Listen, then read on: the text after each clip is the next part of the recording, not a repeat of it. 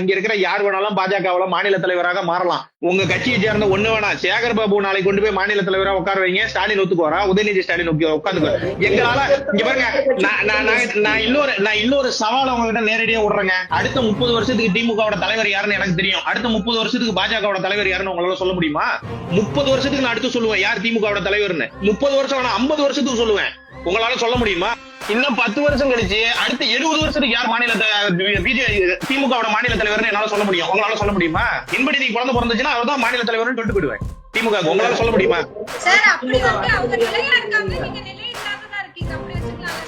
கட்சி இல்ல அது கட்சியினுடைய கோட்பாடு. இது நிலைகளை எல்லாம் கிடையாது. கட்சியினுடைய பேசிக் ஸ்ட்ரக்சர் தான். இங்க தொண்டரா இருக்கிறவன் தலைவராக முடியும் அப்படிங்கறதுதான் இதுல இருக்கக்கூடிய ஒரு சிம்பிளான ஒரு விஷயம். கட்சி சமூக நீதியை காப்பாற்றுறோம் அப்படிங்கிற ஒரு விஷயத்துல போலியான பின்பத்தை எல்லாம் கொண்டு போயிட்டு இருக்காங்கல்ல. நான் திருப்பியும் கேக்குறதாங்க, திருமாவளவனுக்கு தனி தொகுதியை தாண்டி ஒரு பொது தொகுதி ஒதுக்குங்க. உங்களால முடியுமா?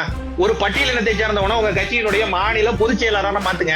இல்ல கட்சியினுடைய ஒரு தலைவரா 15 நாள் ஒரு வெறும் 15 நாள் கொண்டு போய் ராஜா உட்கார வைங்க. உங்களால முடியுமா? முடியாது.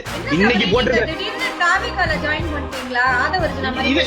இல்லைங்க ஆட்சியில பாக்க ஏங்க ராஜா அந்த கட்சிக்காரங்க. நான் திமுக சேர்ந்தவர் திருமாவளவன் 1987 இருந்து அதே 2 சீட்ல தாங்க இருக்கிறாரு. அன்னைக்கு 10 ரூபாய், அன்னைக்கு 2 ரூபாய்க்கு விட்ட டீ இன்னைக்கு 5 ரூபாய்க்கு விற்கிதுங்க. ஆனா அவர் 2 சீட்டை தாண்டி நான் வரவே மாட்டேங்கிறாரு. அந்த ஆதங்கம் எங்களுக்கே இருக்குது. ஆதவர்ஜுன ஒரே ஒரு மனுஷன் லைம் லைட்ல கொண்டு போய் விட்டாரு அந்த கட்சியை. அதையும் பிடிக்காம துரத்தி விட்டாங்க. அவர் போயிட்டு தாவே கடை ஜாயின் பண்ணிட்டாரு. இதெல்லாம் நாங்க சொல்ற விஷயம்லாம் சுபாஜி எங்க கட்சியினுடைய பேசிக் ஸ்ட்ரக்சர் அதான். மோடி அவர்கள் எங்க இருந்தாருன்னு மோடிக்கும் தெரியும். இன்னைக்கு எங்க இருக்காருன்னு அவருக்கு தெரியும்.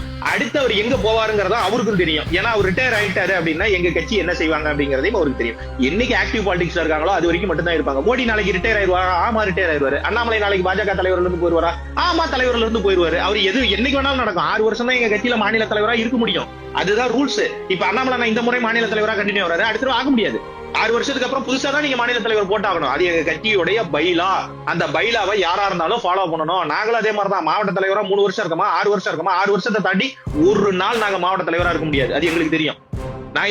எங்களால ஒரு கேப் குறைஞ்சபட்சம் 3 வருஷம் கேப் விட்டுட்டு அடுத்தவர்களுக்கு வாய்ப்பு தரணும். எங்க கட்சியில வாய்ப்பு புதுசா இளைஞர்களுக்கோ, புதுசா வரவர்களுக்கோ, வேலை செய்பவர்களுக்கோ, காரியகர்த்தர்களுக்கோ வாய்ப்புகள் உருவாகிட்டே இருக்கும். எங்களால நான் சிம்பிளா சொல்லுவேங்க, நான் கட்சிக்கு கிட்டத்தட்ட 7 வருஷம் தாங்க ஆகுது. 7 வருஷத்துல என்னால ஒரு பிரிவினுடைய மாவட்ட தலைவரா இருக்க முடியுங்க. இங்க 70 வருஷமா ஒரு கட்சியினுடைய கிளை செயலாளரா இருக்கிறவன் இன்ன வரைக்கும் கிளை செயலாளராக தாங்க இருக்கிறான் ஒரு கட்சியில. என்னால அதுக்கும் ஆதாரத்தை காட்ட முடியுங்க. உங்களால முடியுமா?